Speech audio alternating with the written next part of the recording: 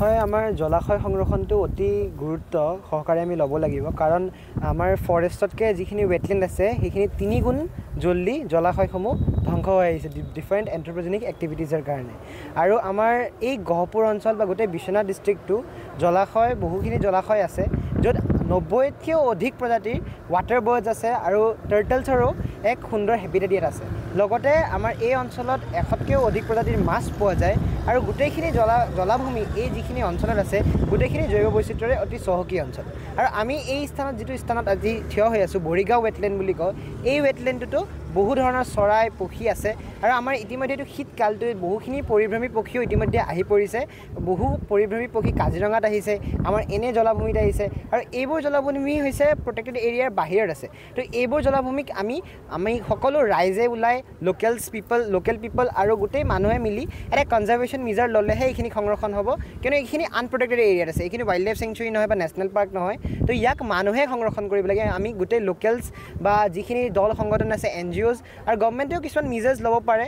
আৰু এইখিনি যিখিনি আনপ্ৰটেক্টেড এৰিয়াত জলাভূমি আছে এইখিনিক আমি গোটেই মিলি সংৰক্ষণ কৰিলেহে আমাৰ ভৱিষ্যত প্ৰজন্মই এইখিনি আমি পাম।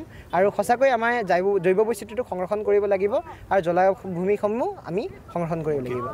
হয়, আমাৰ জলাশয় সংৰক্ষণটো অতি গুৰুত্ব সহকাৰে আমি ল'ব লাগিব, কাৰণ আমাৰ ফৰেষ্টতকৈ যিখিনি ৱেটলেণ্ড আছে সেইখিনি 3 গুণ জল্দি জলাশয়সমূহ ধ্বংস হৈ আহিছে ডিফাৰেণ্ট এন্থ্ৰপজেনিক এক্টিভিটিজৰ কাৰণে।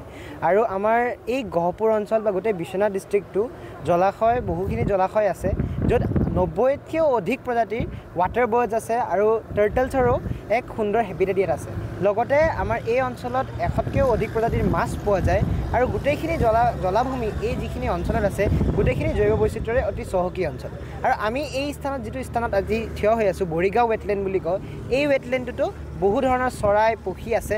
আৰু আমাৰ ইতিমধ্যে এইটো শীতকালটো বহুখিনি পৰিভ্ৰমী পক্ষীও ইতিমধ্যে আহি পৰিছে। বহু পৰিভ্ৰমী পক্ষী কাজিৰঙাত আহিছে, আমাৰ এনে জলাভূমিত আহিছে, আৰু এইবোৰ জলাভূমি হৈছে প্ৰটেক্টেড এৰিয়াৰ বাহিৰত আছে। তো এইবোৰ জলাভূমিক আমি সকলো ৰাইজে ওলাই লোকেল পিপল আৰু গোটেই মানুহে মিলি এটা কনজাৰ্ভেশ্যন মেজাৰ ল'লেহে এইখিনি সংৰক্ষণ হ'ব, কিয়নো এইখিনি আনপ্ৰটেক্টেড এৰিয়াত আছে, এইখিনি ৱাইল্ড লাইফ চেংচুৰী নহয় বা নেশ্যনেল পাৰ্ক নহয়। তো ইয়াক মানুহে সংৰক্ষণ কৰিব লাগে। আমি গোটেই লোকেলছ বা যিখিনি দল সংগঠন আছে, NGOs আৰু গভৰ্ণমেণ্টেও কিছুমান মেজাৰ্ছ ল'ব পাৰে।